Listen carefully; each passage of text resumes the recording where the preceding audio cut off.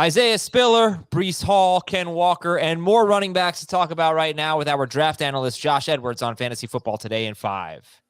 What's going on, everybody? Welcome to the show. You haven't heard Josh Edwards on this show before. You can follow him on Twitter at EdwardsCBS. He has taken that from all other potential Edwards that would work at this company.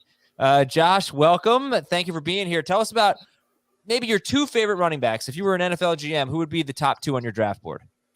My top two would be Michigan State's Ken Walker III, as well as Breece Hall from Iowa State. I think when you look at these two guys, Walker is actually a little bit like what we saw from Javonte Williams last year, who was my top-rated running back coming out. Not quite as good as in pass protection, so he may not be on the field as much in third down situations, but a guy I really like in this draft class. And then Breece Hall, you just got to love his size and speed combination. Is Walker, you mentioned the pass protection, is he just a two-down guy? Is he Damien Harris? Basically, we can expect, he had 19 catches in 3 college seasons. Can we just expect maybe one a game?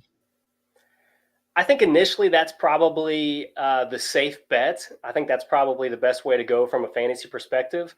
Now, people out of Michigan State think that he can catch the football, so that's something that he might be able to show more of at the next level. And obviously, if he's able to do that, he's a 3-down running back all day, and obviously he's going to carry a lot more value. Okay, what do you like about Breece Hall out of Iowa State? You mentioned the size and speed. He's 5'11", 217. That was what he was at the combine, and he ran a 4.39. Kenneth Walker also ran a 4.38. But yeah, tell us about Breece Hall. Well, he's a guy that, in today's NFL, you're looking for those 5'11", 220-pound running backs that can bounce it outside or run between the tackles, and that's exactly who he is. He's got a little bit of ankle flexion. He can take it the distance once you get into space, and he can bounce it from gap to gap. So, I mean, he's got everything that you look for in the position, and he's got a little bit more pass-catching prowess as well than maybe some of his peers in this class. Do these guys feel like first-rounders to you? Well, that's a matter of value versus talent. From a talent perspective, I think I have Kenneth Walker in the first round right now. But both of those guys, because of the way that the running back position is treated right now, it wouldn't surprise me if they go top of the second round, maybe even middle of the second round as we get into Friday of the draft.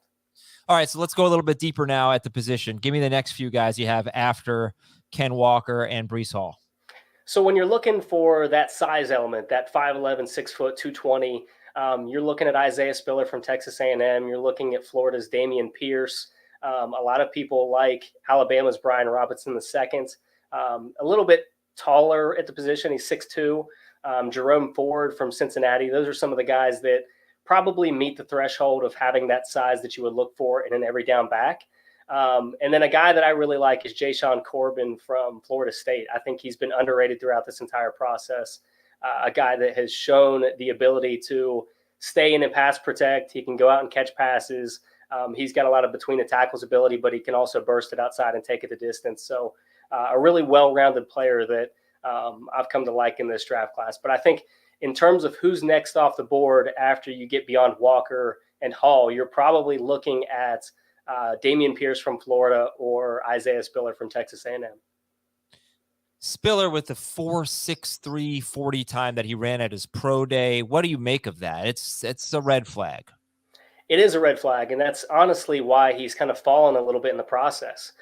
When this all started, there were a lot of people that had him in first-round projections, top 50 overall rankings. I don't know if I was ever that high on him, but that 4.63 is evident on tape. I mean, he doesn't show the kind of burst that you would be hoping from the running back position, but a guy that's got some 3-down capabilities, and I can understand why he would be intriguing to some teams as you get later in the day too. I don't think we've heard too much about Damien Pierce out of Florida. What's your read on him? Well, that's a byproduct of his usage at Florida. I'm kind of wondering if the Florida coaches were aware of Damien Pierce, because this is a guy that was lightly used but has shown all of the traits that you look for in an NFL running back. He can catch passes out of the backfield. He's got a tenacious spirit in the way that he attacks blocks and the way that he attacks would-be tacklers. He's got some burst to his game. So I think because of how lightly used he was at Florida, he's even more valuable to NFL teams because he's got less wear on the tires as he comes into the league. All right, Josh Edwards, thank you very much. He's going to join us tomorrow to talk about wide receivers. Follow him again at Edwards CBS. I'm Adam Azer. We'll talk to you tomorrow with some of our favorite wide receiver prospects, and they will be going in the first round of the NFL draft. We'll talk to you then.